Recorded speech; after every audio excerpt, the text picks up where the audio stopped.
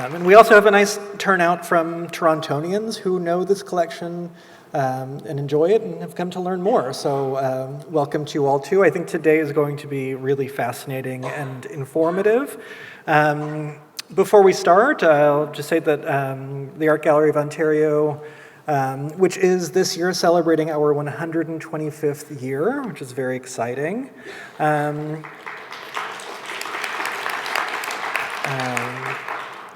So we are built on the ancestral territories of the Michi-Saagiig Nishnabeg, the Anishinaabe, the Huron-Wendat, and the Haudenosaunee.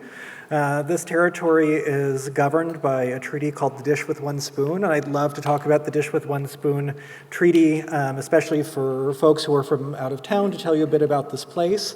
I think it's a beautiful philosophy.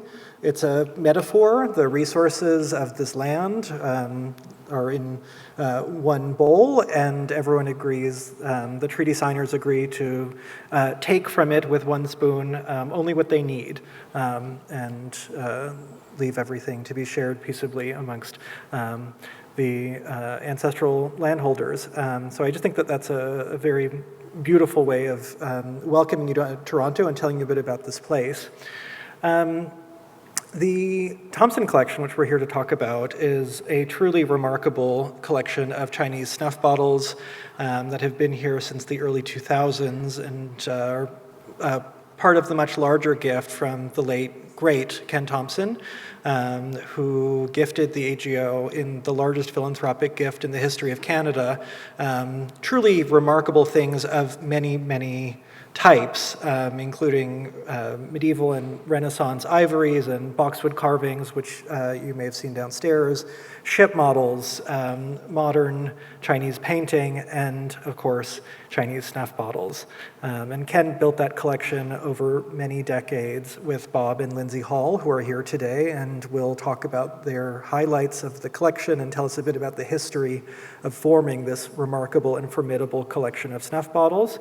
And then after that, we'll have time for questions before we turn it over to Jinpeng Wang, who has come from China to tell us about the history of inside painted bottles and also to deliver a live demonstration of the very minute and very careful process of making these gorgeous tiny worlds in glass.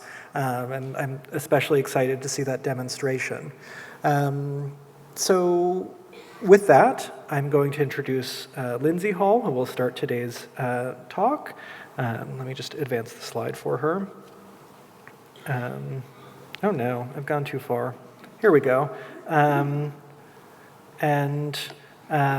also just to mention that today is a great moment because we're also celebrating the publication of a catalog of the Thomson Collection that Bob and Lindsay have co-authored, which is a great moment for us to be able to really see the stars of the collection in one place. And so I'm looking forward to hearing about that as well. Thanks so much, and let's give it over to Lindsay. Thank you.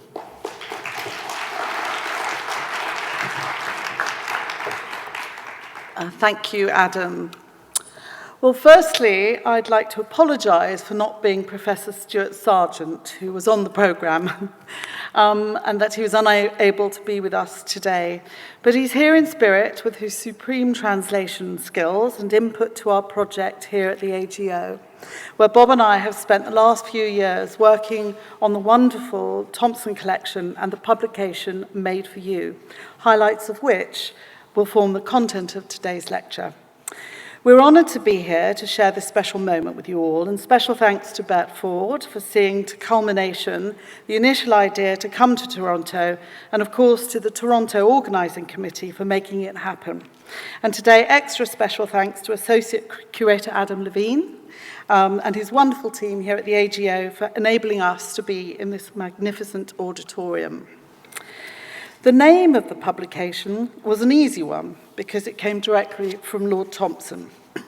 He'd recounted the first moment he fell upon a miniature ivory Gothic bust in an antique shop in Bournemouth in 1956, how he'd held it in his hand and marvelled at the tactile, intricate beauty of the material carved into a work of art as if it was personally made for you. It was the start of a collecting career that spanned 30 years, with the collection now enjoying its permanent home here in the beautiful galleries of this magnificent museum. Many of you will already be familiar with Lord Thomson, or Ken as he preferred to be known, especially here in Canada. He was born into one of Canada's most renowned families, into a name that is synonymous with worldwide industries, particularly newspapers and airlines. When I came to understand that Lord Thomson was also a collector of snuff bottles and that Bob was his curator and advisor, it was hard not to have a sense of awe and indeed nervousness when I met him on the top floor of the Thomson building here in Toronto in the early 90s. But he couldn't have been a kinder or more gentle character, with his infectious excitement and enthusiasm for his model ship collection displayed around his office, surrounded by his magnificent Canadian group of 7 artist landscapes, paintings adorning his walls. It was a real treat to spend time there. Today, the Thomson organisation remains one of the world's most important news-gathering businesses in the shape of Thomson Reuters, but it is to the Thomson family we owe this huge honour to be able to be part of Ken's permanent legacy to the artistic heritage of Canada and his bequest to the AGO of his superb snuff bottle collection. Bob and I came here originally in the snow in March 2023 and spent a freezing month documenting the bottles to oversee the transfer of ownership. And with the help of Stuart Sargent and his brilliant translations, have spent the time since digging deeper into the historical context of each bottle and exploring its place in the lineup of importance and rarity. What became very clear is that this collection deserved a permanent record, and we were subsequently honoured to have accepted the commission to write the book and to stand before you today to tell you about it. From a collection of 300 bottles on permanent display, we selected 126 to feature and tried hard to make sure each represented the best of the material groups in the most logical fashion. And at the same time, we attempted to weave a historical and geographical context so that each group can hopefully be better understood and appreciated. And from the 126 published bottles, we've selected 40 bottles to feature today, which Bob will tell you all about shortly. Each bottle is numbered as it appears in the book, FYI. Of course, many of you here are already experts in our field, but our brief from the Thomson family and the AGO was also to approach the subject through novice eyes, so that newcomers to snuff bottles visiting the AGO and seeing them for the first time will do what we have all done here and have that light bulb moment when suddenly that small strange object with its intricate details and subtle messaging communicates a thing of beauty, history, fascination, and enough of an obsession to do what Lord Thomson did and start a collection, or at least join the Snuff Bottle Society. Before I hand you over to Bob, who will talk in detail about the chosen bottles for today's lecture, I thought it might be helpful, especially for those joining us for the first time, to provide an overview and set a bit of a historical, geographical, and indeed political context for the Qing dynasty, and the place that Chinese snuff bottles occupied throughout those 267 years, and the reigns of the 10 emperors who controlled China, and who were singularly responsible for the artistic output and legacy of what is now often referred to as the glorious Qing. When the Ming dynasty fell to the Manchus from the north in 1644, they considered them barbarians. As the pure Han Chinese race, they protectively guarded their assumed intellectual and cultural dominance of the arts and the well-established and coveted artistic output of the Ming era. In response, the drive to prove them wrong and outdo any perception that the Qing emperors were any less refined than their Ming predecessors was a drive that propelled the artistic output of the new rulers to extraordinary heights, culminating in the reign of the Qianlong emperor during the 18th century. I haven't given you this. And nowhere is this reflected more than in the production of Chinese snuff bottles as charted in this timeline across the Qing period. The dynasty was also greatly enhanced by the Qing rulers' more cosmopolitan outlook and the embracement of the new and the foreign, as opposed to the inward-looking Ming, who were fearful and mistrusting of strangers. With the arrival of the Jesuits in the late 17th century, This more open outlook saw a transformation at court as they embraced Western technologies and medicine, and indeed the tobacco that had arrived in China from Europe and spread rapidly as the Qing authorities loosened the previously tight governmental controls and restrictions imposed by the outgoing Ming.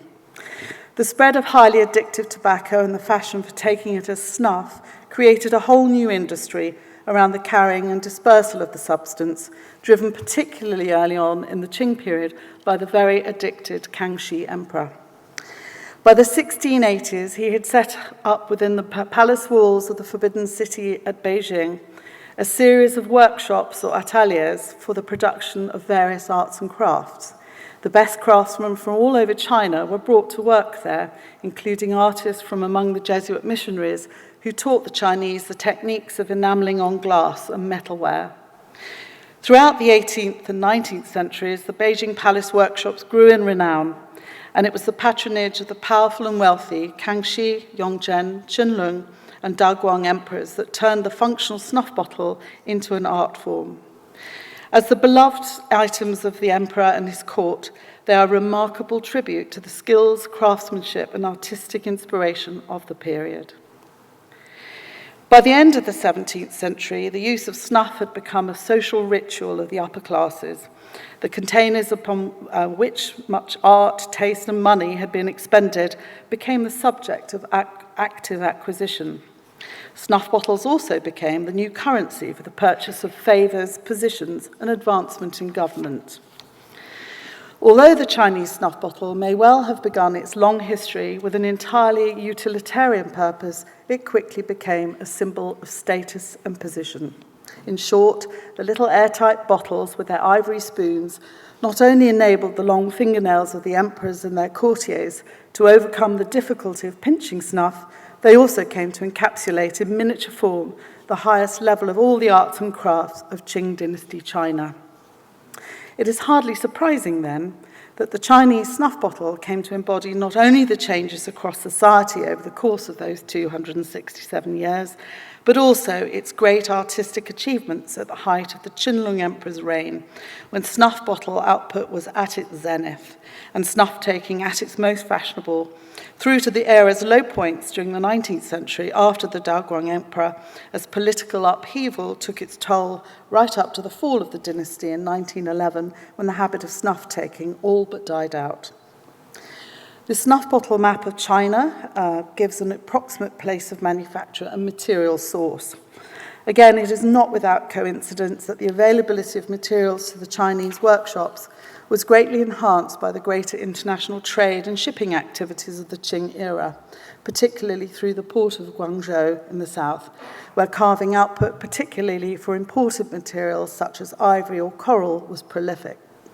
But of course it was to Beijing where the greatest artists were summoned to produce the highest quality workmanship, most particularly at the command of the emperor of the day. That is not to say that other areas of China didn't dominate the output of particular materials, such as porcelain from the Jingdezheng kilns in Jiangxi province, where all the natural and geological ingredients collide to create the natural home of porcelain production, or to Fuzhou in Fujian province, where the lacquer grows in abundance, and whereas in so many specialist locations in China, the skills of centuries of masters of their genre has been passed down and remains to this day. So, without further ado, I will hand over to Robert Hall, or Bob as he's mostly known.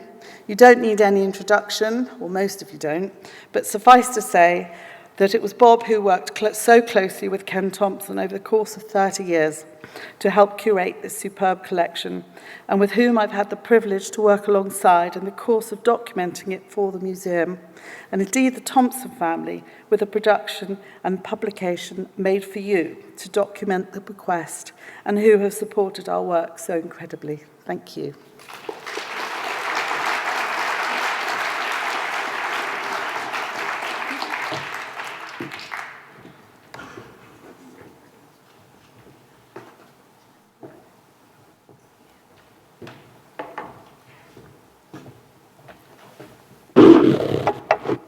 Well, good afternoon, everybody.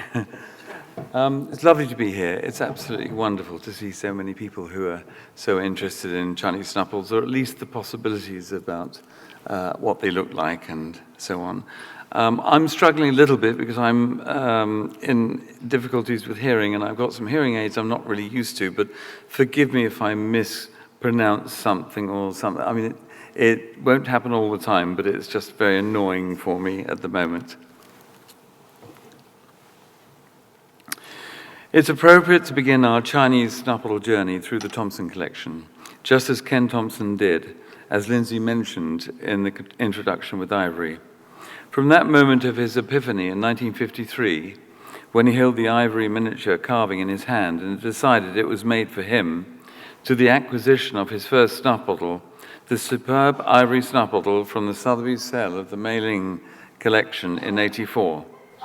This is, however, a controversial place to start, because in spite of the base being incised with an imperial 4-character Qianlong Nianzi mark, the perceived wisdom at the time that the bottle was carved in the Imperial Palace workshops, recent research has thrown into question this assumption with the possible conclusion that it is in fact Japanese.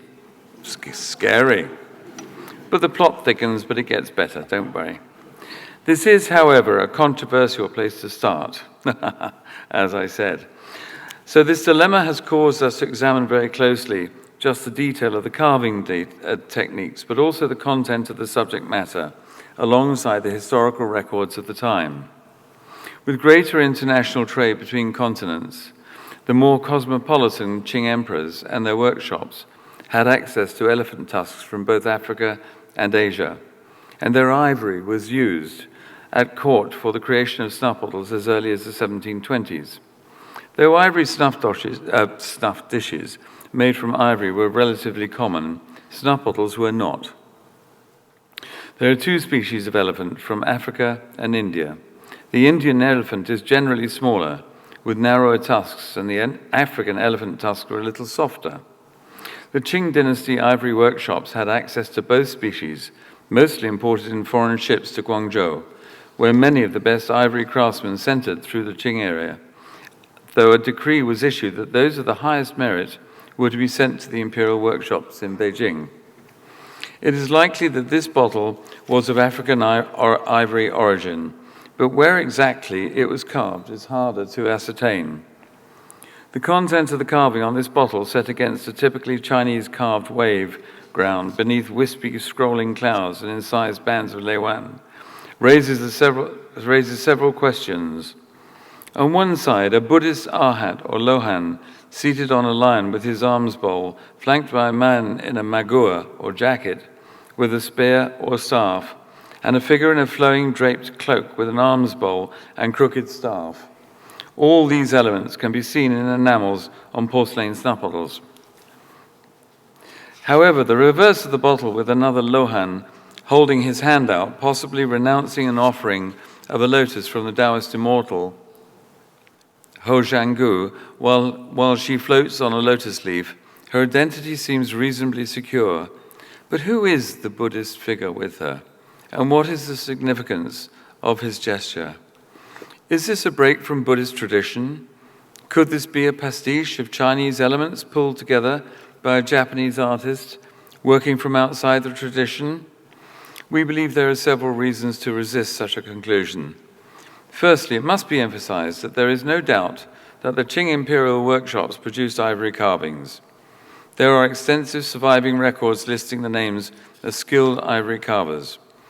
Between 1731 and 1790, there are records of 21 individual palace ivory carvers, and it's entirely possible that one of them was indeed the creator of this magnificent work of art. And we know that ivory carving workshops were fairly productive during the first part of the Qing period, and until 1758, a separate atelier within the palace workshops was specifically dedicated to the production of ivory carvings. Whilst it's well established that many previously attributed imperial Chinese snuff bottles were made later in Japan, designed to appeal to the Western collector, and carved between 1854 and 1910, that doesn't mean that they all were, as historical records clearly show. and examples that exist in the National Palace collections in Beijing and Taiwan. Furthermore, the degree of wear on this bottle, while not at all extreme, is inconsistent with an ivory carving done for the collector and never used by the snuffer. The later Japanese ivory bottles generally have much crisper lines. This bottle could easily have been handled carefully and fondly for a century or more. In any case, whether one concludes this bottle is Chinese or Japanese, and this is the important part, in the end, as Ken Thomson attested, it is a thing of great beauty to behold and marvel at. And as an early addition to his passionate collecting career of Chinese snuff bottles, sparked by his love of miniature carved ivory, who could argue with that? Here we see three further examples of plain and undecorated ivory, often referred to as pure form, in elephant ivory in the first image and marine or walrus ivory here at number 5 and 6. Early civilizations cherished elephant ivory because of its smooth texture, elasticity, fine grain and capacity for intricate carving. But like other ivory crafts, the use of ivory in snuff bottles was limited by the rarity, expense and size of the elephant tasks, making such pieces symbols of wealth and status. So the form and simplicity of undecorated ivory, elephant ivory, interspersed with natural veining, with its soft and unctuous surface and extensive patination from handling that we see here in image 1, with the small indentations on the surface and characteristics of an eventful life, represents qualities that were held in great esteem by the literati and scholar classes. As we see here, old ivory patinates to a lovely creamy color, and sometimes to an orange-brown color, particularly after potential discoloration from snuff by years of handling by the user, and absorbing the natural oils of the human hand. Here, number 5, we see plain, undecorated walrus or marine ivory. The creamy material here, similarly showing an unctuous and grainy structure, differs subtly to elephant ivory, because it is the only ivory to contain primary and secondary dentine, as seen in this plain, undecorated ivory bottle. Again, the plain carving and pure form of the material beautifully displays its bubbly, cellular qualities, standing in contrast to the finely packed concentric lines of elephant ivory. While elephant ivory was the most prestigious and widely utilized in the manufacture of snuff bottles, marine ivory, sourced from walrus tusks, narwhal horns, and sperm whale teeth, also played a significant role in Chinese craftsmanship, enhanced by the increased maritime trade during the Qing dynasty and its newly cosmopolitan trading opportunities, which in turn increased its importation of exotic materials and supplies of both kinds to ivory carvers. The unique quality of the bubbly cellular structure also made it very popular for staining in imitation of jadeite, as we see in the third slide here, number 6.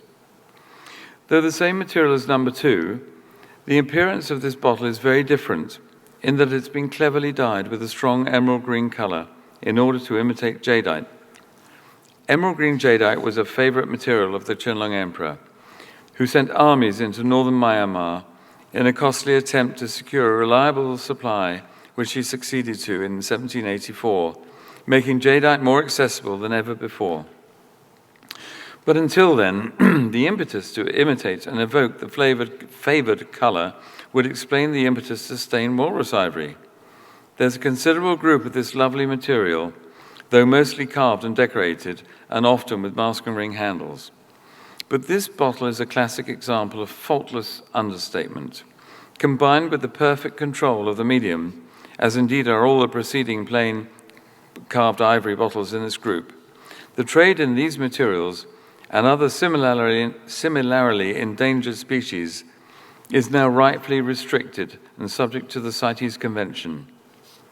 So marine and elephant ivory, preserved in museum collections worldwide today, remain a precious testament to the global connections and artistic sophistication of the Qing dynasty. It was something Ken Thomson well understood and more than appreciated. So now we turn to coral, which has held a significant place in Chinese art and culture for centuries, particularly during the Qing dynasty, when it was valued not only for its aesthetic appeal, but also for its symbolic and religious connotations, particularly in Tibetan Buddhism. This large and impressive coral snuff bottle is superbly fluently carved, with a delightful subject matter, including prunus and peony, two enigmatic flowers regularly depicted in Chinese art. It is also unusually heavy. It's very heavy compared with most we have handled before. That the workshop had the courage to retain the unusual and irregular shape was undoubtedly because it was such a large and beautiful specimen of precious coral, and that trimming it to a more refined or standardized size would have lessened its impact. Natural coral was prized in Qing China, particularly red coral. The main sources were the Mediterranean Sea, especially off the coast of Italy and North Africa. This was the most important source of deep red coral and reached China via maritime trade via the Portuguese, Dutch, and later the English, but also through overland caravans through Tibet and Central Asia, and was often traded alongside turquoise amber and other precious stones.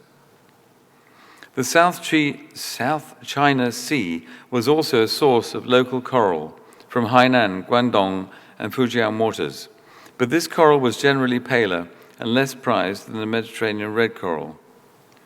Qing artisans incorporated coral into a wide array of decorative objects, including jewelry, carvings, and court ornaments, and consequently in the production of Chinese snuff bottles as we see here. The finest coral snuff bottles were made at the Beijing Palace workshops, especially during the Qianlong period, when imperial demand for luxurious and exotic materials was at its height.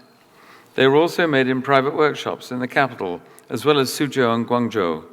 And as with ivory, China's main port for receiving Mediterranean coral, Guangzhou, was especially important, where workshops produced snuff bottles for both domestic and export markets. Although coral is relatively soft compared to other gemstones, it still requires meticulous craftsmanship to carve. Qing artisans, particularly those working for the imperial court, produced coral snuff bottles that featured intricate relief carvings of auspicious symbols such as dragons, phoenixes, and floral motifs such as the peony, as we see here. Known as the Queen of Flowers, the peony is considered to be the most beautiful flower in China. It's a symbol of wealth, love, honor, and prosperity, and as such is revered by the Chinese and, amongst other things, a general cure for love and romance. It was associated, not surprisingly, with imperial concubines. Peonies were also associated with wealth because for a long time only Chinese emperors used them. Butterflies are associated with joyful love, especially eternal or youthful romance, drawn from the famous legend of the butterfly lovers, often called the Chinese Romeo and Juliet. And prunus here grounds the scene with inner strength, dignity, and hope in adversity. Together, this trio creates a rich tapestry of symbolic meaning and expresses a wish for a noble and prosperous life, full of love, resilience, and lasting joy. Slide 11 is a unique coral snuff bottle which is cleverly carved in the xiaojiao technique, where the white or lighter areas of the material have been artfully utilized to create an almost three-dimensional design, rich with symbolism. It shows a lady in traditional Chinese attire with bound feet scurrying across the scene, coquettously looking back over her shoulder to see her admirer watching him. She is surrounded by butterflies, symbols of summer and emblems of joy and conjugal felicity, and carries a parasol toward of the sun's rays. This happy scene, along with the beautiful lady in flowing robes on the reverse, a small laughing boy crouching at the base of the bottle, and a gourd-shaped vase filled with plum blossoms and leaves flanking the other side, combines to create a truly wonderful and unique example of coral carving at its best. So much so that it's been the subject of much envy and fascination. Twice in its documented life, it has been stolen. According to twice only we know about. According to the previous owner before Lord Thomson, Bob Stevens recounted the dramas in his 1976 Collector's Book of Snuff Bottles, where he recounted how it was stolen from the collection of Alex Cullison's after a house burglary, but which miraculously was recovered and tenaciously acquired by Bob Stevens, only to be stolen again when he loaned his collection to a museum. But again, it was miraculously recovered and now enjoys its forever safe home here in the Art Gallery of Toronto. Toronto. As these two examples demonstrate, Coral entranced Ken Thomson as he gathered some wonderful and rare examples for his collection, not just because of his passion for the natural world, but also for the skills and artistry so beautifully displayed in a material that was extraordinarily difficult to fashion. Now we move on to slide 12, which is the subject of hornbill, carved hornbill. For our next section, we remain with the organic theme and equally endangered species with a group of rare hornbill snuff bottles. Many materials were employed in the manufacture of Chinese snuff bottles during the Qing dynasty, but hornbill, a rare and exotic organic substance, held a unique place due to its aesthetic qualities, cultural significance, and technical challenges in carving. Hornbill refers to the beak and casque of the helmeted hornbill, and it was a huge bird, as big as a swan, but allegedly far uglier, which is native to Southeast Asia, particularly the Malay Peninsula, Borneo, and Sumatra. The casque in this species is composed of a dense ivory-like keratinous material known as hornbill ivory, or golden jade, due to its smooth texture and rich warm coloration that deepens a striking reddish hue with oxidation. This transformation added to its desirability, making it a sought-after and highly prized medium for the Chinese elite and artisans from the Song dynasty onwards.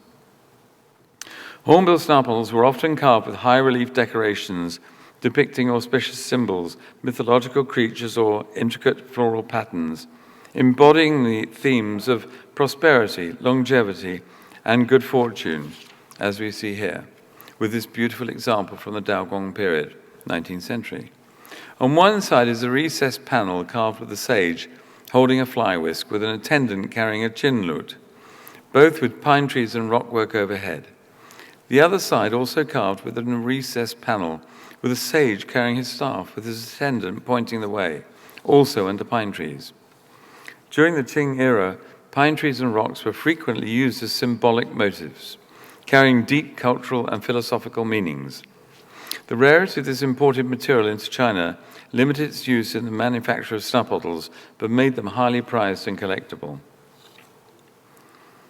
Ken Thomson's passion for hornbill is further demonstrated by his determined acquisition of these three almost identical and extraordinarily rare hornbill snuff bottles, each one of them a slightly translucent, deep yellow buttery material, and each displaying the shiny, carved, deep red sheath of the casque on both shoulders, carved with sinewy and stylized chi-dragons. And judging by their very similar material, size, and subject matter, were possibly created and fashioned in the same workshops during the same Daogong period.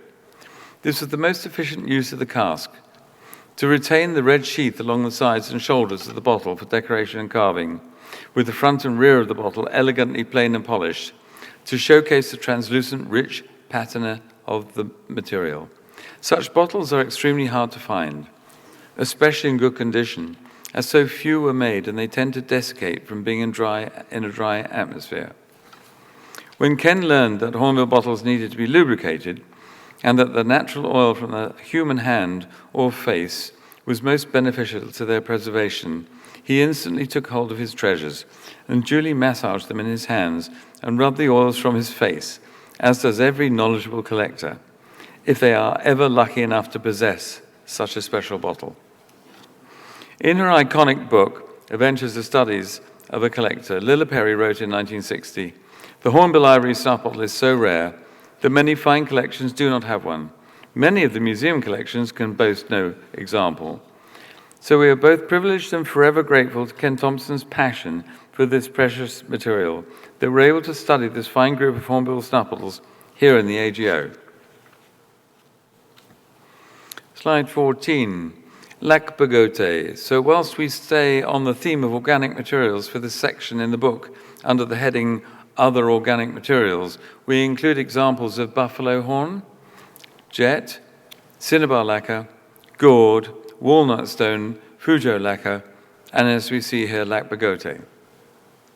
Such questions of classification in the snuff bottle world can become very confusing. So our criteria for the bottles discussed in this group and the three we are featuring today further demonstrate Ken Thompson's love of the natural world and the rural simplicity and beauty of Taoist ideals of harmony with nature. Significantly too, these organic materials hailed from a variety of sources, but all were native to China, with no reliance on imports. Bottles were carved both in the Beijing Palace workshops and southern centers like Guangzhou and Suzhou, with Guangzhou playing a leading role for the broader commercial market and export trade. This is an extremely rare lac bagote bottle with an important provenance from the Ko family, who acquired the bottle in Beijing in 1923 for 18 yuan, which is at today's rate 11 US. In today's currency, and which was illustrated in Hugh Moss's early publication, Chinese Snuff Bottles, published in 1976. Now I've got a blank page here. That's not very good, is it? The black lacquered body is inlaid with minute pieces of mother of pearl, used with a matching original stopper and dated mid to late Qianlong. Lac bagote is a luxurious, intricate decorative technique used in Chinese arts, including snuff bottles. It represents a fascinating fusion of lacquer artistry and inlay craftsmanship. The term is French, meaning Burgos-style lacquer, though the technique is of Chinese origin. It involves applying black or dark-colored lacquer over a light metal base, then inlaying it with thin pieces of mother of pearl, abalone shell, or sometimes gold and silver foil. The surface is polished smooth, creating a shimmering contrast between the glossy dark ground and the iridescent inlays. Snuff bottles decorated in lac bagote are unusual due to the technical difficulty of applying such fine inlay to the small curved surface of a bottle and the fragility of the shell and lacquer, which are more susceptible to wear than jade or porcelain. This is an important snuff bottle given the intricacy and fragility of the material and its decorative style. With its impeccable provenance and long history through the hands of eminent collectors and dealers of the 20th century, this bottle remains a unique and extraordinary example of this material. Though it exhibits many signs of age and appropriate wear for a snuff bottle of such delicacy, to survive to the present day is an achievement in itself. The attention to detail and the patience and skill needed in applying what has been calculated as 1,400 micro inlays per square inch along its sides is remarkable. It remains one of the few existing examples that many scholars accept as being genuinely early, a masterpiece within the genre, and also one of the very few that can be attributed to China and to the 18th century. Slide 15, cinnabar lacquer. Here we see this wonderful cinnabar lacquer from the imperial workshops, well carved in relief on one side with a seated sage with his hands on his knee while contemplating the wonders of nature, his attendant holding his staff, both in a natural clearing within a classic mountainous landscape with pine and other trees and rugged rocks. The lacquer is made from the natural tree sap mixed with a bright red pigment derived from mercury sulfide that gives lacquerware its unique cinnabar color and was applied in many thin layers. The dark color is auspicious in Chinese culture, symbolizing joy, prosperity, happiness, and good fortune. The lacquer is usually applied over a bronze, copper, or wooden core in a labor-intensive process where multiple coats of lacquer were dried and hardened slowly, often requiring over 100 layers of sufficient depth before being intricately hand-carved. The resulting carvings are often highly detailed and delicate. The technique became very popular during the Ming Dynasty, and by the Qing period, cinnabar lacquer objects, especially snuff bottles, were particularly valued as luxury goods, and with the spread and fashion for snuffing often associated with high-status gifting, especially among the literati or at court. This snuff bottle is one of a small group of cinnabar lacquer examples, most of which have been attributed to the Beijing palace workshops of the 18th century. They're characterized by the spade shape, flared neck, carved figural decoration, and chrysanthemum stoppers, with integral bronze finials and flat bronze feet, and are rare in good condition, since lacquer is relatively fragile. And my final example, slide 16, from this section is a fascinating Fuzhou lacquer snuff bottle in the form of a sea snail or mollusk, with the molded fabric core covered with many layers of a dappled dark brown and iridescent ochre lacquer, and a matching and original stopper, probably from 1800 to 1880. This special lacquer, also known as Fuzhou bodiless lacquerware, is a traditional Chinese craft, which, unlike typical lacquerware which uses wood or metal as a base, employs a bodiless technique where the core is made of clay or a temporary mold like silk or cloth, then coated repeatedly with layers of lacquer, and then removed, leaving a hollow but sturdy lacquer object, which is surprisingly light in weight.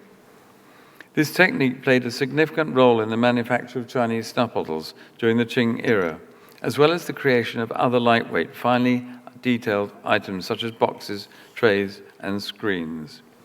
Fuzhou is the capital of Fujian province, where the lacquer tree is abundant, and emerged as a major center of lacquerware production during the Qing dynasty, due to a unique combination of geographic resources, technical innovation, and imperial patronage. The work of Fuzhou artisans subsequently gained recognition beyond Fujian, competing with the other lacquer centers like Beijing and Suzhou.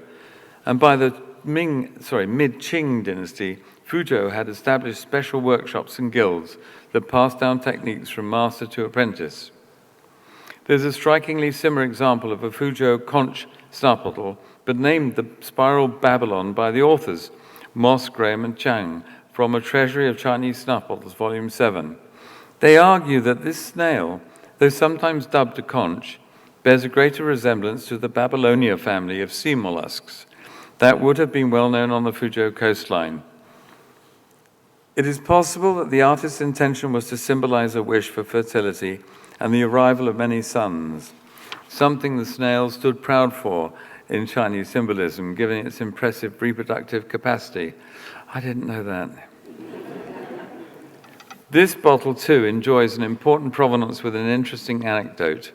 I was privy to receive a handwritten note by the renowned Italian collector Giovanni Caretti of the Coe family, in which he described the original purchase of this bottle by the Coe family in Shanghai for just a few yuan in 1930.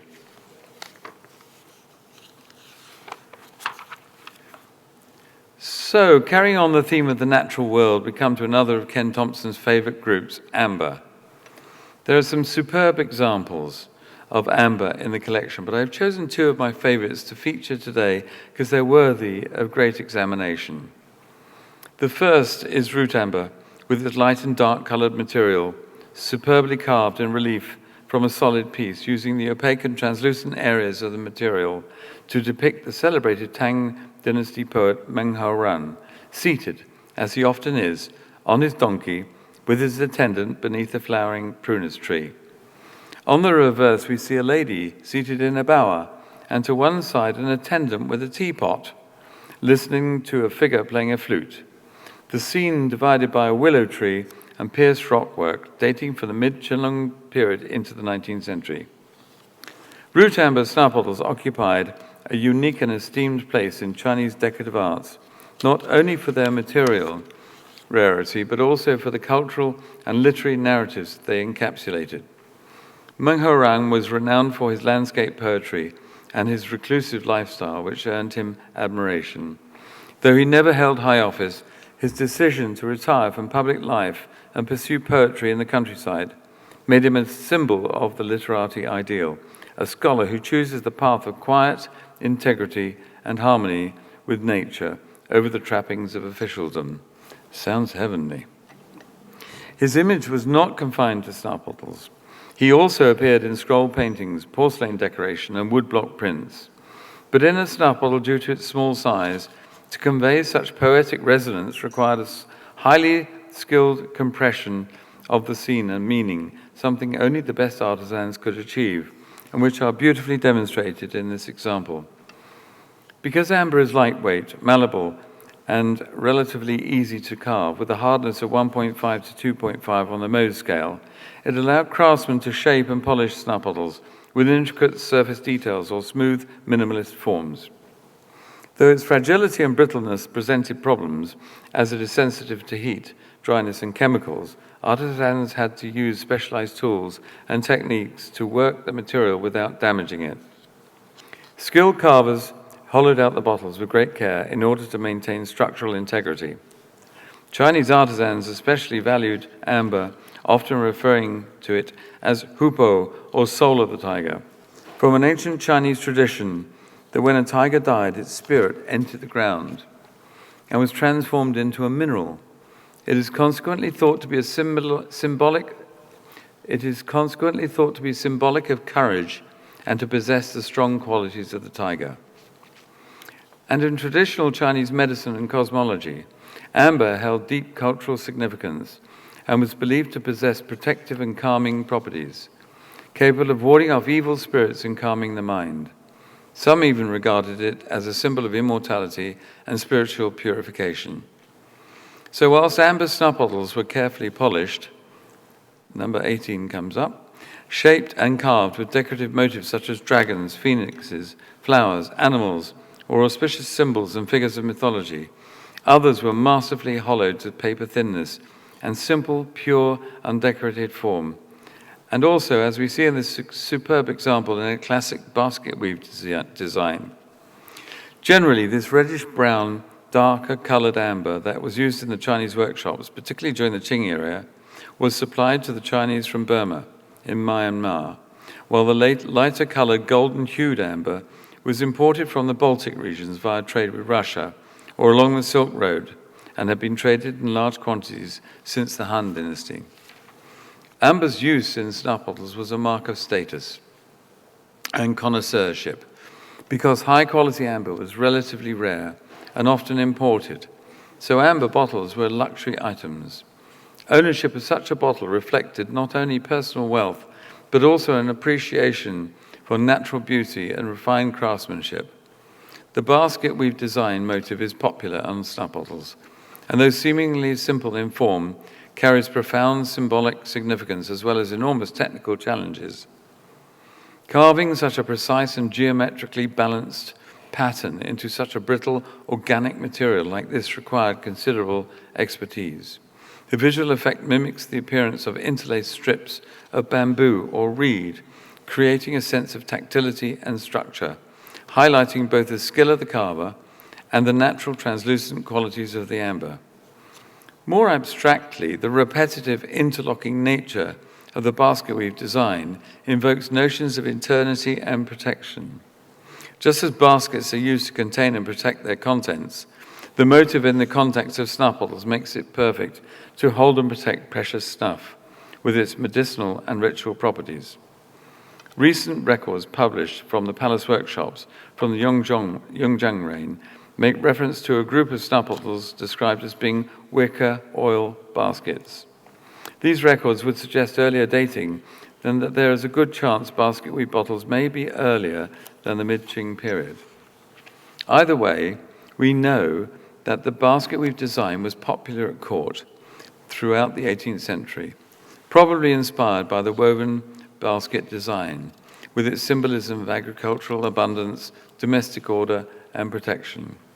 So much so that it was also a source of decoration for many other snuff bottles, including glass, gourd, jasper, agate, ivory, and as we can see here, nephrite and jadeite. Here we see several lovely examples of mottled spinach green and white nephrite. Are we on the right number here, Lindsay? Yes, we are. Okay, I got you. As well as a superb lavender jadeite, all carved with a basket weave motif, and like the amber, with great technical precision and care, an extraordinary feat given the hardness of the material and the absence of electricity to power their instruments. The visual effect here creates a sense of tactility and structure, highlighting both the skill of the carver and the natural qualities of the spinach green nephrite, with its deep green color mottled with black or dark inclusions, the material providing a dramatic visual backdrop that enhances the woven pattern. The selection of the basket we've designed for nephrite snuff bottles was no accident and served to showcase the technical mastery of the Imperial Jade carving workshops, making this bottle likely to have been carved there. Both the nephrite bottles are probably Imperial and definitely Qianlong. Here, with reference to the white nephrite, we see the basket we've designed on perfectly even white nephrite, though it is very unusual to see the basket we've designed carved to continue around the foot.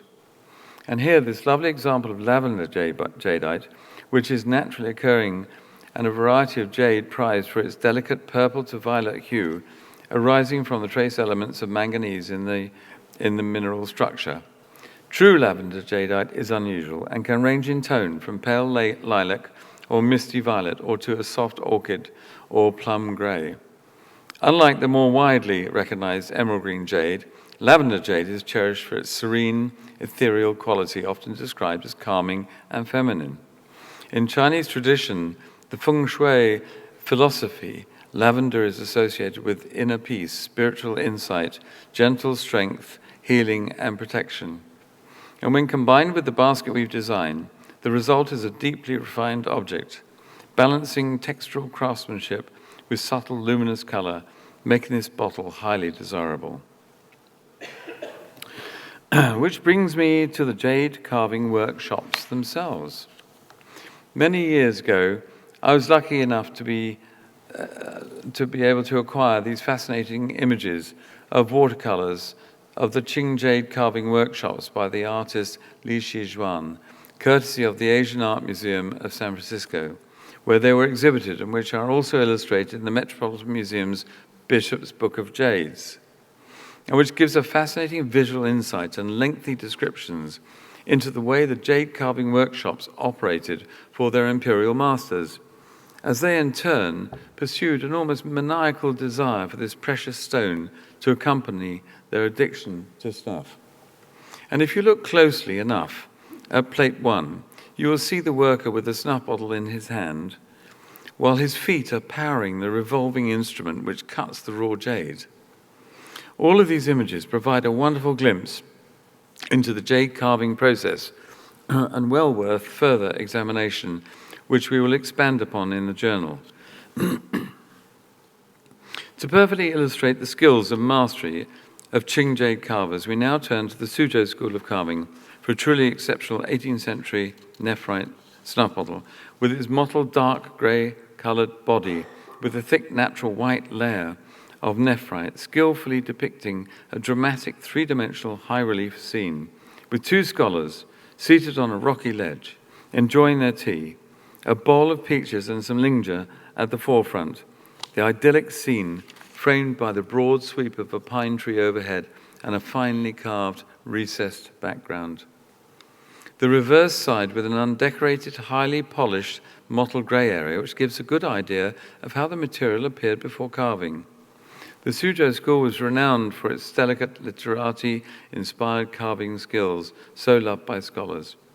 Its approach to snuff bottle production was deeply influenced by traditional Chinese aesthetics of ink wash, landscape painting, and the creative use of jade's natural colors, particularly in the dramatic contrast of black and white nephrite. Carvers recreated the effect of brushstrokes by working with the jade's tonal shifts. Black and white jade, often from the Hotian region, provided a natural palette that inspired artistic ingenuity. These stones, sometimes referred to as ink jade, were not uniformly black and white, but had dramatic variegation, streaks, blotches, and swirls of contrasting grey tones. The Suzhou School was less formalized than the Imperial Workshop in Beijing, but equally significant. It was driven by skilled artisans who catered to the scholarly elite and wealthy private patrons. And while the Beijing Palace workshops focused on precision, symmetry, and imperial symbolism, the Suzhou school prioritized poetic subtlety and spontaneous creativity. Symbolic themes often included night scenes under the moon, cranes in snowy landscapes, and scholar figures walking in mountains or under ancient pines, as we see here, utilizing the technique of carving into the black clay. Just enough to reveal the white, creating three-dimensional scenes with a painterly, almost ethereal depth and quality. The main and early source of nephrite for the Chinese workshops was the Kunlun Mountains. Until commercial quarrying of materials began in the late 16th century, jade merchants relied for their supply on two rivers, which flowed out of the mountains on either side of Khotan. These two rivers were then called the White Jade River and the Black Jade River, and supplied the majority of the nephrite for the Chinese. With the annual melting of the snow during the spring months, the flow of water from the mountains enabled nephrite pebbles, both small and large, to be collected. Many of these were the perfect size to be converted into snuff bottles with their discolored skins from myriad years of layers of exposure, providing the perfect opportunity for the workshops to create each bottle in a different style with many changing subject materials. It is exceptionally rare and exciting to see these two snuff bottles hewn from the same boulder of jade, with the natural markings appearing to match each other, suggestive of the classic theme of a jade belt around the middle, and allowing us to conclude they are a natural pair. Black and white nephrite often occurs as mottled, veined, or layered boulders, but rather than cutting away the complexity, artisans working in this minimalized tradition chose to preserve the showcase, the natural veining, translucency, and tonal contrast of the stone. While intricate carving and ornamentation characterize much of Chinese jade artistry, the use of plain, uncarved nephrite snuff bottles reflected a different kind of luxury rooted in minimalization and the appreciation of raw materials and literary ideals that we see in scholars' rocks and inkstones. During the Qianlong reign, imperial patronage focused heavily on jade carving, but even the emperor himself expressed admiration for uncarved or minimally worked jades in his poetry and collections. Undecorated bottles became collector's items in the 18th century and 19th century among connoisseurs who appreciated their tactile appeal, cool, smooth, and perfectly balanced for the hand, or both hands in this case.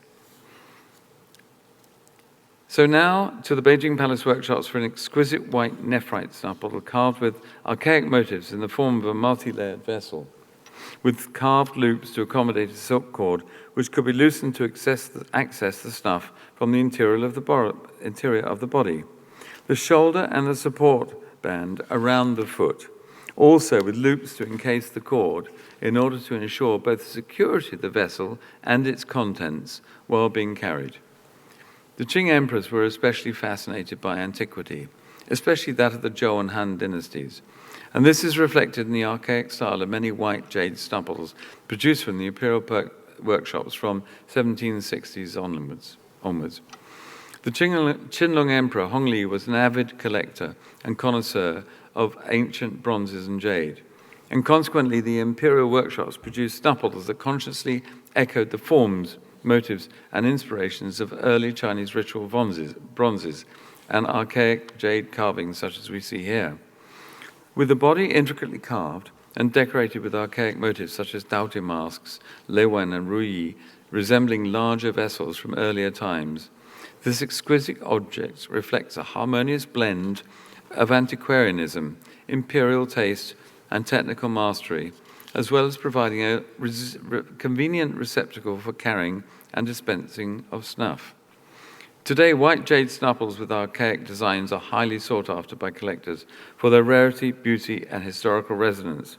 They represent not only the zenith of jade carving in Qing China, but also a deep symbolic link to China's ancient past, as curated by imperial patronage. Which leads us to this next mottled, dark spinach green and extremely well-hollowed double gourd. One side incised with an immortal standing in flowing robes, the other side with a long inscription, which is a poem composed by the Qinglong Emperor in Lishu script and translated by Professor Sargent, who worked with us. And it reads, springtime, and I love this, it makes sense. Springtime gardens and autumn ponds may be filled with plants that sway and charm, but dismissive of ice and frost is this real orchid. After plucking, both its fragrance and color have been pure and clean. The nose has always meditated at the ancient Buddhist altar. It's fantastic, isn't it? This poem was written by the Qinglong Emperor in 1745 and incorporated 2 years later into an album of 24 paintings by a court painter, Yu Sheng. Exactly what Hongli is getting at is a little hazy here, but it must be remembered that his first tongue was Manchu, but with the help of his tutors he worked hard at writing poetry in Chinese.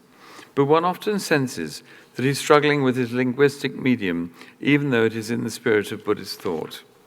In a snuff bottle design such as this, the double gold form in spinach green nephrite, offering both a graceful silhouette and a deeply auspicious personal message from the emperor, would have substantially increased its value and cultural significance. This bottle is likely to be made for his personal enjoyment or as a gift within the imperial circle, and is today a treasured collector's item.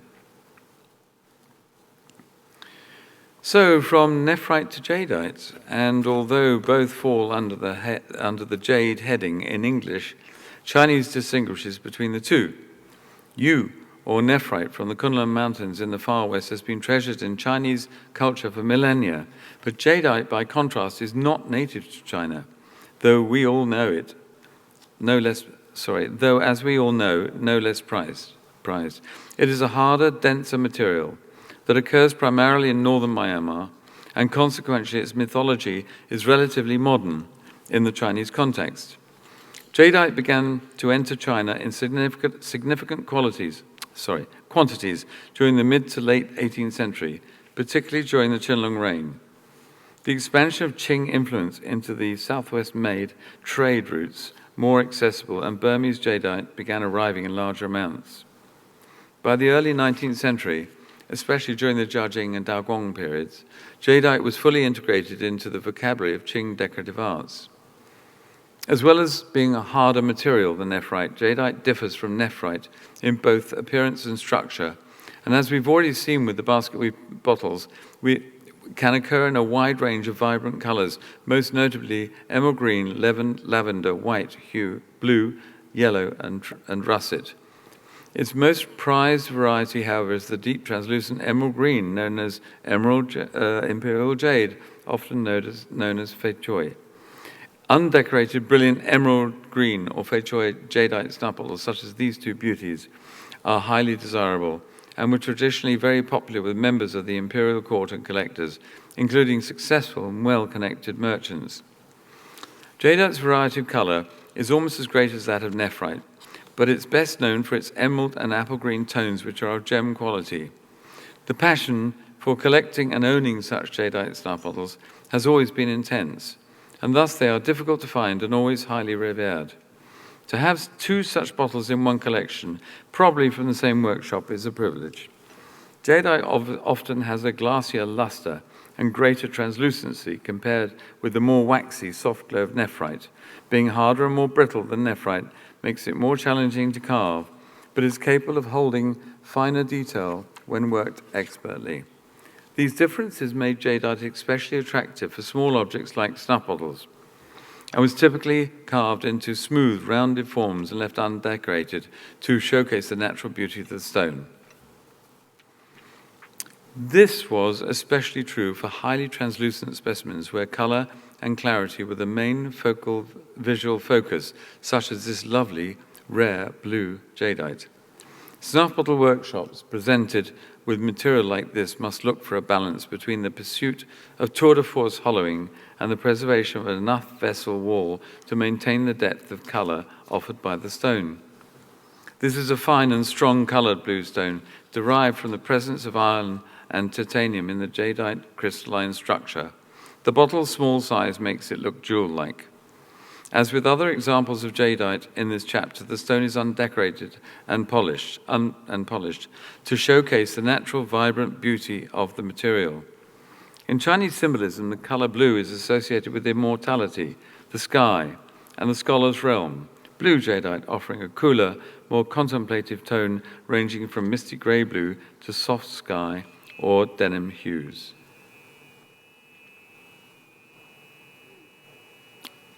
We'll carry on trying. This, where's our technician? Is that someone's phone? No.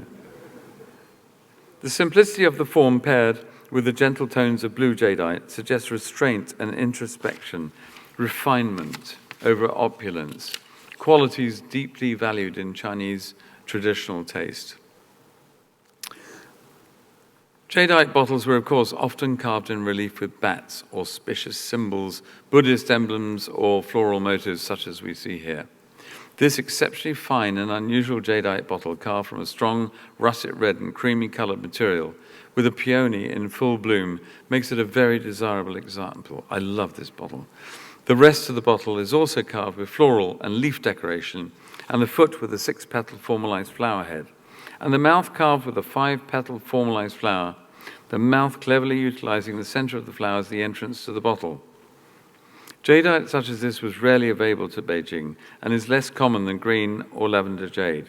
Its color is often caused by iron staining and can range from the orange-red to brick red, and would have been an attractive proposition for the making of a special snuff bottle such as this. Red jadeite is a rare and auspicious material in Chinese culture, symbolizing happiness, celebration, prosperity, and protection. It is often associated with festivity and life force, or yang energy. Together with the warmth of red jadeite, the lush curves of the peony petals make such a bottle not only a decorative treasure, but a deeply auspicious emblem, ideal for a refined scholar, a well-positioned courtier, or as a gift meant to convey heartfelt wishes for success. While nephrite had been long embedded in the cultural consciousness of the jade of Confucian virtue, jadeite brought a new kind of cosmopolitan brilliance, and today jadeite snuff bottles are among the most prized in the field. For our next group, we turn to chalcedony and agate, both cryptocrystalline varieties of quartz, which held a special place in the Qing era with its natural beauty and capacity for intricate carving, making it a material of choice, especially for the Qianlong Emperor, whose personal poems, rainmarks, and auspicious motifs appeared frequently as illustrated here. This exquisite bottle of translucent caramel color was one of a series, also with imperial inscriptions, where the calligraphy is beautifully executed and the bottle hollowed to enormous paper thinness to create a perfect translucent backdrop to showcase the beauty of the poem and the skill in carving it. The poem reads, again, I love it. Light mist and a lovely scene, serene in the glow of dawn. A shard of green hill thrusts up from the haze. Peaches and plums grow in profusion on the two banks. In the infinite emptiness, pairs of birds vie in flight. A bridge on the stream zigzags up to the fisherfolk's home, which stands alone and erect near the river's edge. At midnight, the sound of a bell, the returning oar is late. Over the sandbar bay, the reflected moon lights up the mountain flowers, inscribed by the Qianlong Emperor. The basin size with the Qianlong Yuzhe mark by imperial command, made under the orders of the Qianlong Emperor, 1736 to 1795. These are two poems of river scenes by Hongli, the Qianlong Emperor. They are symmetrical in content, the first being a dawn poem and the second a night poem. And at the first, the pattern of characters appears to be the same on both sides, each side having 5 columns of characters, but with a 4-character title at the end. Absolute symmetry was impossible. According to our brilliant translator, Professor Sargent, poems in China were not written down line for line. So this is not as radical as it may seem to the Western reader, but it reminds us of how a text looked on a bottle was often more important to the designer than how it followed the original structure of the text. From the tight controls of the imperial workshops in Beijing, we return to the exciting style of creative carving from the Suzhou school, with this rare example carved from a single piece of translucent chalcedony. The bottle reveals a careful selection of the stone with delicate gradients ranging from pale smoky grey to soft amber or taupe, with localized darker inclusions skillfully integrated into the design. The subject of sinewy dragons passing through vaporous clouds is not an unusual one, but the creative manner and style in which it's been executed to cleverly include and use the natural inclusion carved in the cameo to depict its various body parts weaving in and out of the clouds, chasing a flaming pearl, is what sets it apart. Suzhou carvers were famed for their ability to exploit the stone's natural striations and color zoning, often treating darker inclusions as visual anchors. These inclusions, far from being treated as flaws, were embraced by Qing artisans as artistic potential. Using a combination of polishing, grinding, and low-relief carving, artists would selectively remove the surrounding material, allowing the inclusion to emerge as a silhouette, often with poetic or symbolic significance. Excuse me.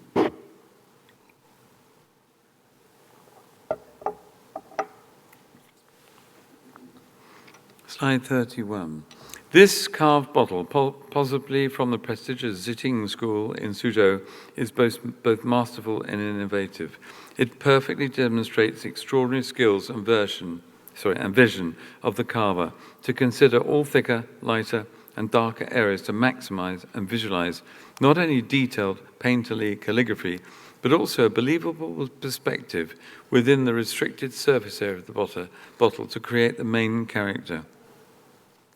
In this case, the infamous wandering northern song poet, scholar, and calligrapher Mi Fu, and his setting amongst serrated rocks and cliffs, a further stylistic marker of this period and school of carving. The inscription, meticulously carved from the darker caramel color skin, reads, Yingguang and Hadai, Old Mi's waterside halls. The reverse of the bottle shows an extension of the landscape with a continuous wave around the base. This bottle is also hugely enhanced by its very special provenance, as it came from C.K. Liang's father's collection, where it had been treasured since 1935. Both chalcedony and agate were sourced domestically and through trade routes, notably from Western China and Central Asia, by the Qing period.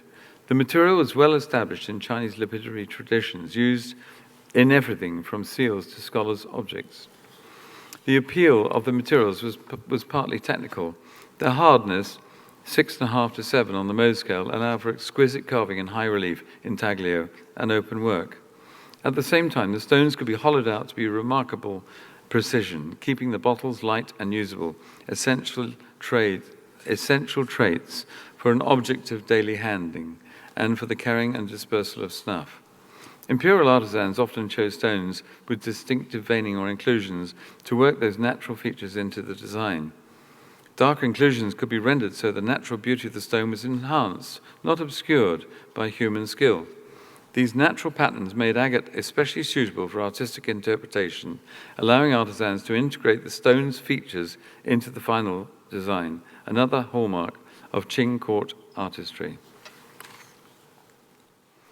One of the most refined and intellectually sophisticated techniques employed in the manufacture of Qing dynasty snuff bottles, especially of those crafted with agate and chalcedony, was the strategic polishing or grinding away of surface layers to reveal silhouette imagery as opposed to the relief carving, in order to depict imagery as we see here.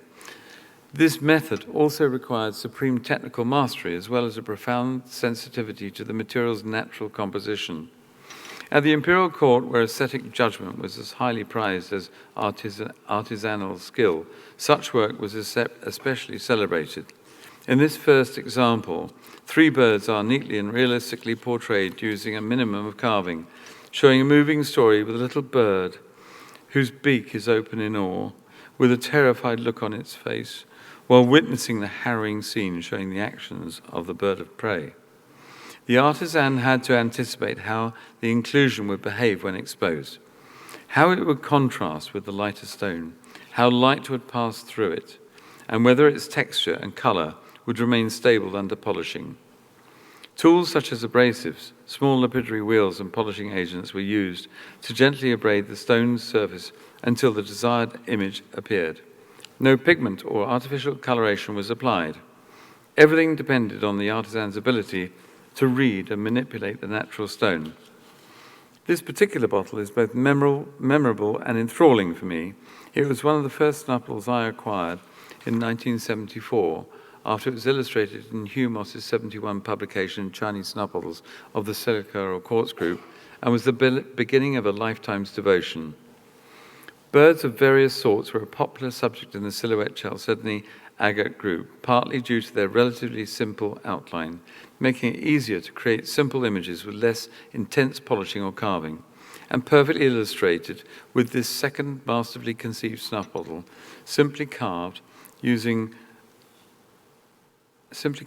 a minimum of work in order to accentuate the eye of the bird and the silhouette of its body, with perfect carved naturalistic feet looking backwards over its shoulder into the sun.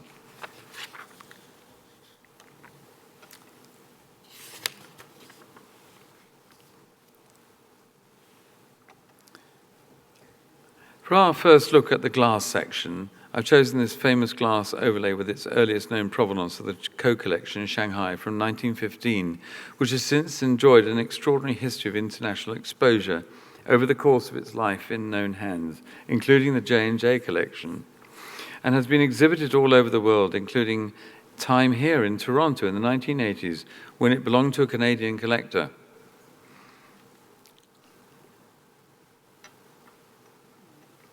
The use of multicolour overlay is technically demanding. It requires the application of successive layers. Oh, we're not on there. We're moving. Something going on here. I'm sorry.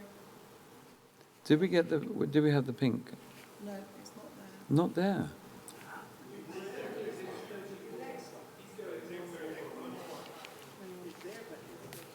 Did we see the? No. There's a very famous glass overlay which was. I'm sorry, we'll have to lose that. So we lose number 33. It's gone AWOL. Oh dear. Anyway, we'll go to the multicoloured overlay. All right. The use of multicolored overlay is technically demanding. It requires the application of successive layers of differently colored glass. Here, in a rare double combination of pale pink and turquoise on a white base, each layer is then carved back in cameo relief, revealing a polychrome scene of remarkable visual and symbolic complexity. I quote from Moss Graham Zhang, and I won't do too many of these, the art of the Chinese snuff bottle, the J&J collection. Oh, no. We haven't got that one. Don't tell Lindsay we haven't got that one.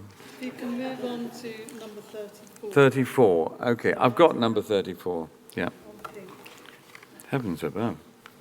Okay, Sorry about that. that's it. Each color overlay had to be applied carefully in layers, requiring absolute precision to prevent the color from bleeding, cracking, or distorting during carving. The mastery of multicolored cameo carving was reserved for only the most elite artisans, either working in the Imperial Palace workshops or the finest private workshops, such as those in Yangzhou. The pink ground is especially rare.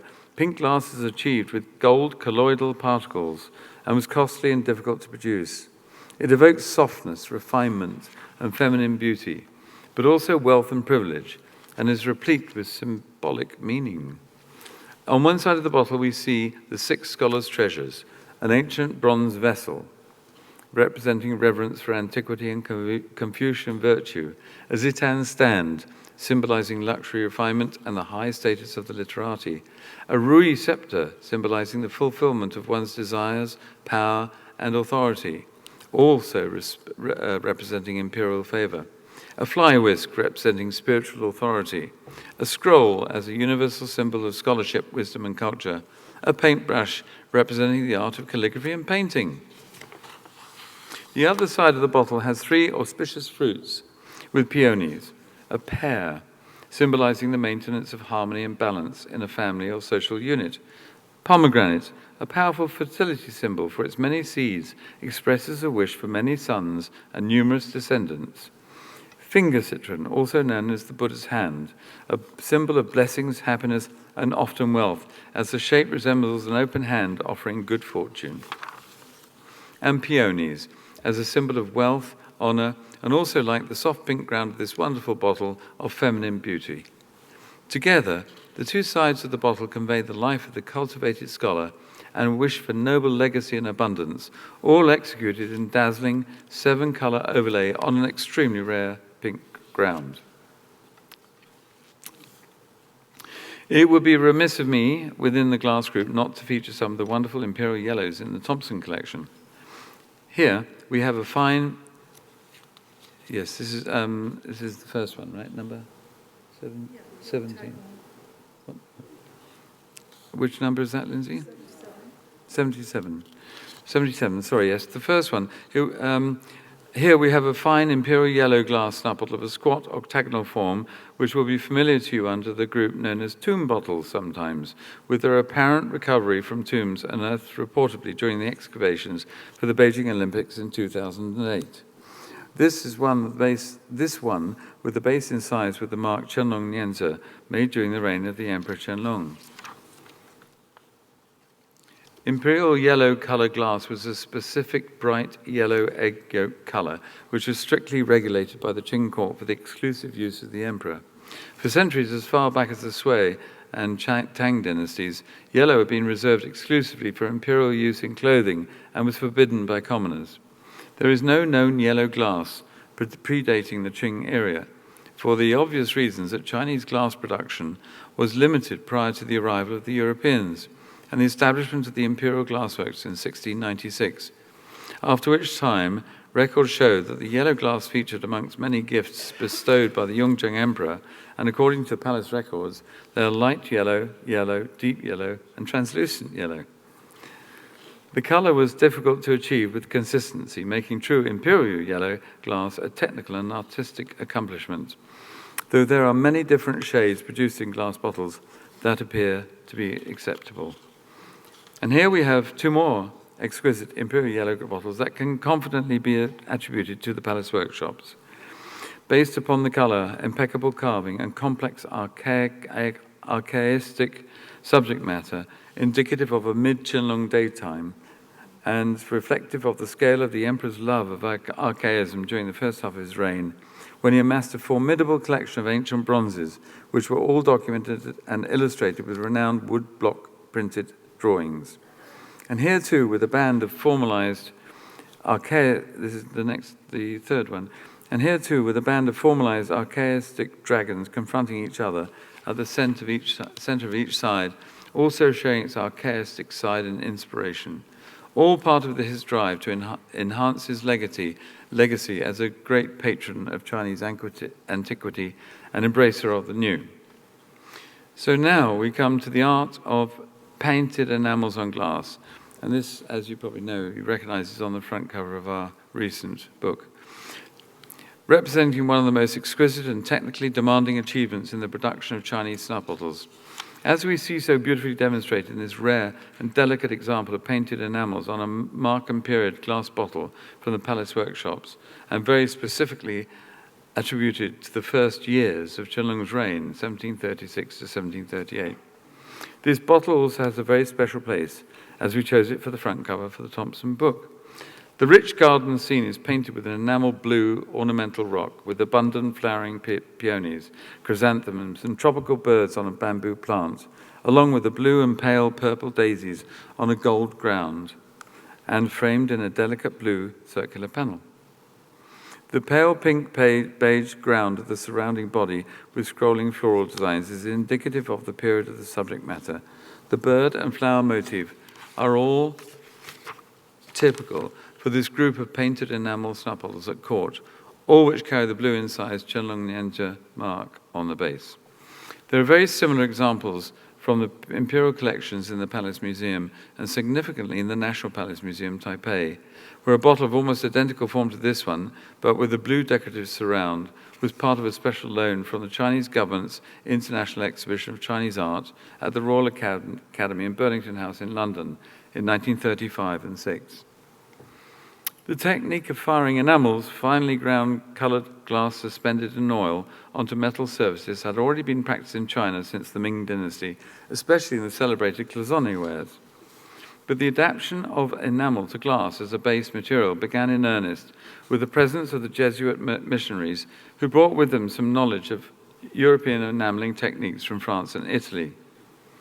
The use of opaque white imitating porcelain or pastel-colored glass grounds, such as we see here, enabled the delicate application of enamel in vivid pinks, blues, greens, and yellows, a palette enriched by European chemistry and firing techniques. The fired enamels created jewel-like surfaces that mimic porcelain, but with a subtle luminosity unique to glass. While the form and themes remained largely Chinese with auspicious symbols, landscape scenes, flowers and birds, and courtly narratives, the execution was frequently influenced by European styles of shading, perspective, and realism. Here we see an exceptionally rare and superb example of the cross-cultural aesthetic of imperial Qing glassware, also attributed to the imperial workshops and carrying a blue incised Chenlong mark. With the delicate enamels painted onto white opaque glass panels, each painted with a different tropical bird perched on a branch of a tree, set in surrounding panels painted with numerous scattered coloured floral sprigs. This bottle is a superb example of how the Imperial Enamelling Workshop worked closely with the glass workshops and the Painting Academy. The decorative schemes used in painting with enamels were designed in the Painting Academy, where many Jesuits worked, especially during the Emperor Qianlong's reign, and the new painting techniques and subjects which they introduced had a direct influence on the Chinese artists with whom they worked. Historical sources report that in 1762, Jesuit and Chinese artists working in the Painting Academy were transferred to the enamelling workshops and thus began working under the same roof. The Chinese artists not only studied the style of the Europeans, but also successfully mastered their painting techniques and even adopted their subjects, which were often taken from European paintings and works of art presented to the court as gifts. The techniques allowed for delicate brushwork and painterly expression, unmatched in other materials. This is another fine example of one of the major groups of enamel glass snuff bottles, previously attributed to the 20th century enamelling artist Ye Pengji, but now firmly attributed to the palace workshops in Beijing during the early Qianlong period. With its family rose enamels on milky white glass and the body painted with elaborate floral sprays of magnolia and peonies in full bloom reaching around the body between a yellow trefoil skirt, this bottle also carries an incised 4-character blue enameled Qianlong Nianzhe mark. We have identified 4 others, almost identical examples to this in the Beijing Palace Museum collection, the former Bloch collection, the Oakland Museum, ex-Lilliperry, and Dennis Lowe's collection. The glass workshops not only provided the undecorated glass bodies, but also produced enamel pigments, a special form of powdered glass. Bottles made for the court were exceptionally refined with smooth finishes, flawless enamelling, and balanced composition. The court workshops maintained strict control over the materials and processes, and only a limited number of bottles were produced, often as tributes, gifts, or for the emperor's own use. Painted enamels on copper. Yep. Okay, thank you about that.